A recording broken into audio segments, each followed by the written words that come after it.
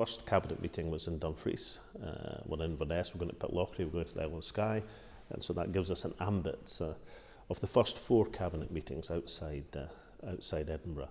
It's interesting that the UK cabinet has only met once outside London, although that's about to change, and that was in Inverness.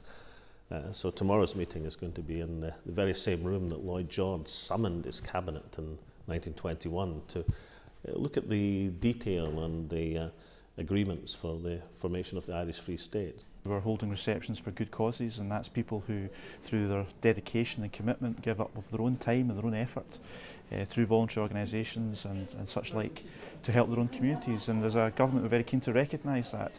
All of you are invited because of contributions to the communities of the Highlands in one form or another, through the organisations, through the community councils, through the third sector, through the voluntary groups, people who day and daily make the lives of everyone else that bit happier, that bit better, that bit more fulfilling.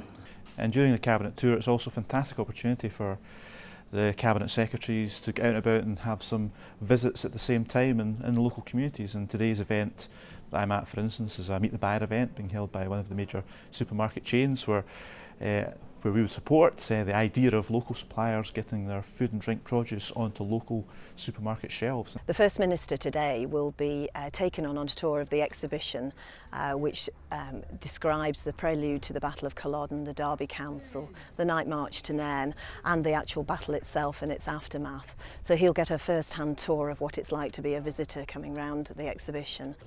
Well, this new and wonderful visitor centre is the biggest single project that the National Trust for Scotland has ever been involved in. Heavily supported, of course, by the Scottish Government and its agencies. It's also going to be one of the focal points for next year's homecoming celebrations.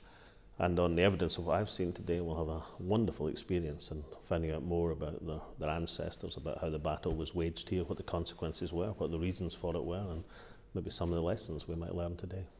Of course, at our question and answer sessions, which we also hold, we give the opportunity to the people there to ask any question they wish to any member of the Cabinet, and of course the First Minister as well. And there's been a whole range of questions and a whole range of issues that are of real concern to our communities and the individual organisations concerned. So we found that very worthwhile as well, and again it lets us recognise some of the real concerns out in our communities, helps us understand the impact of our policies better, and to learn about new ideas and people's views.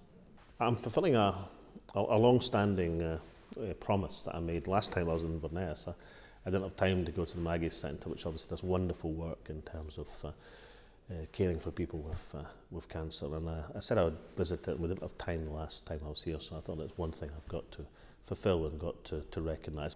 And why did you ask me to the Maggie's Centre? Because everybody who works here is really nice to me, and they help my mum, and I thought it'd be nice if you came up.